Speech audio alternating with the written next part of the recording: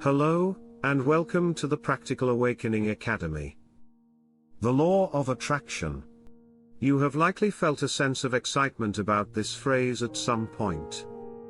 If you wish for it strongly enough, your dreams will come true. Your thoughts create your reality. Believing this, some of you may have tried chanting affirmations, creating vision boards, and experimenting with various techniques. But how many of those people have truly obtained the reality they desire? More often, I hear voices saying, in the end, nothing changed, or the more I wished, the more I suffered from the gap between my wish and my reality. Why does the law of attraction fail to work for so many people? It's because most of them have overlooked the single most important piece of this universal law.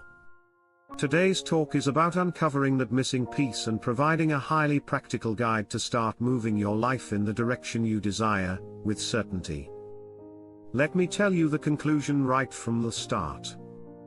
The universe is not responding to your wishes.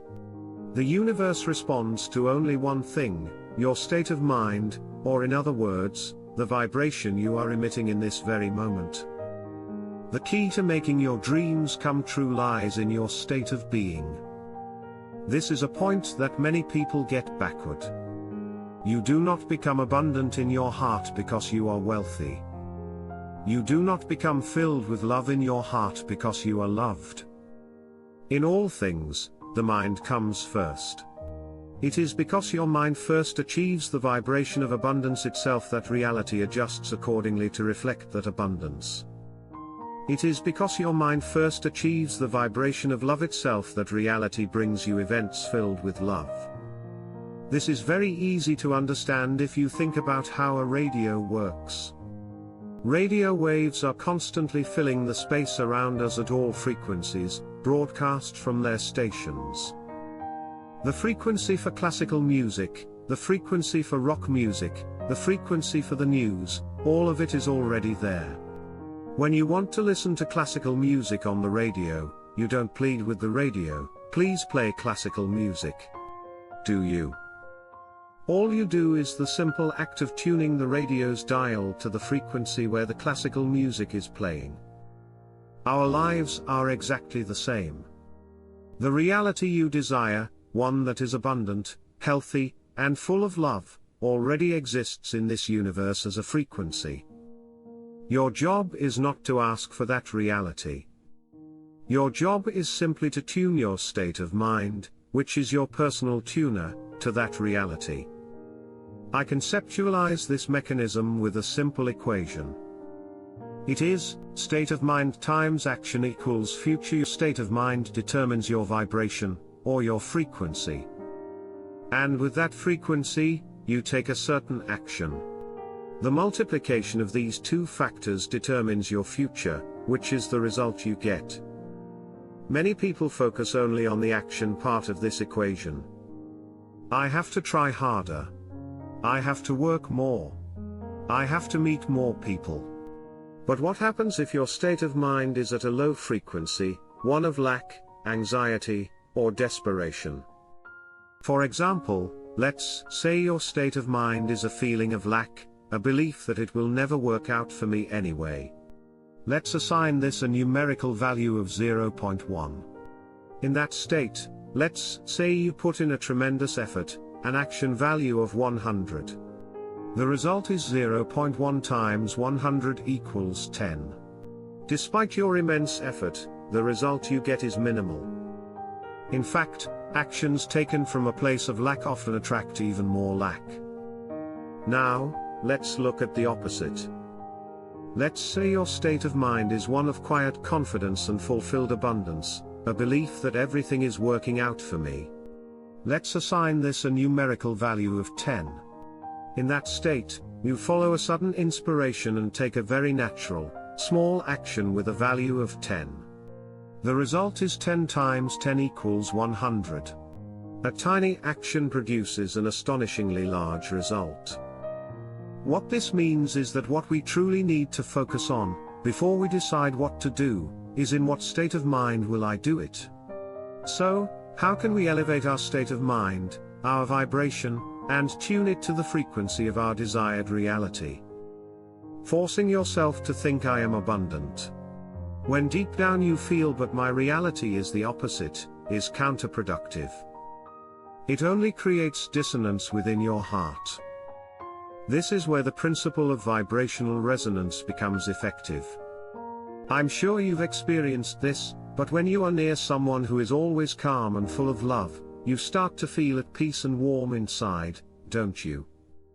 Conversely, when you are around someone who is constantly complaining, you feel drained of your own energy and exhausted. This is because our energy bodies, much like tuning forks, resonate with and are influenced by the vibrations around us. If that's the case, the answer is simple. If you want to raise your vibration, you just need to consciously expose yourself to people and things that already possess a high vibration. The most powerful way to do this is to actually spend time with a person you admire and wish to be like. Their way of speaking, their posture, their perspective on things, all of it is a high frequency that can serve as your model. Just by having a conversation with them, your energy will be positively affected. Sharing a meal, in particular, is extremely effective. Eating is a fundamental act of taking in life energy together. In that relaxed setting, your vibrations can deeply resonate, and a quiet self-transformation will begin from within you. I myself went through a period of being completely lost and full of anxiety about the path I should take. At that time, I had the opportunity to simply have tea with a person I consider my mentor. I barely spoke about my own problems. However, just by placing myself in his presence, in the energy field of his solid, unshakable way of being, I realized on my way home that the fog in my mind had completely lifted. My anxiety had transformed into a quiet conviction. It was a moment when, on a level beyond words, my vibration was tuned to his. But not everyone can immediately meet their ideal person, right? There's no need to be discouraged. We can expose ourselves to high vibrations indirectly in countless ways. One way is through reading. Reading a book written by someone you respect is not merely an act of acquiring information. It is the act of attuning your consciousness to the state of mind the author was in when they were most focused and distilling their wisdom. The energy that comes through between the lines will quietly elevate your vibration. Music is also pure vibration itself. Music that calms your mind, music that gives you courage, music that inspires you. Consciously fill your living space with these things. Sound works directly on you, down to a cellular level. And trying to imitate the habits of someone you admire is also a highly practical and effective method. This is not about superficial imitation. That person's habits are the specific, behavioral patterns that maintain their high vibration. By incorporating those actions into your own life, you can forcibly place yourself into a new stream of energy. The law of attraction is not magic.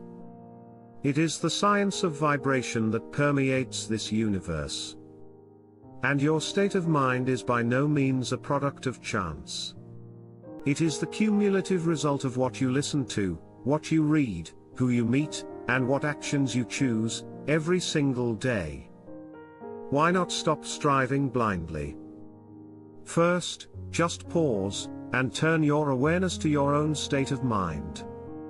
And then, ask yourself, what kind of future is my current state of mind creating? And if it is not the future you desire, you can simply pick up your tuner, and consciously change your frequency. The melody of the life you truly desire is already playing, abundantly, throughout this universe. Your only job is to allow that beautiful music to manifest in your reality.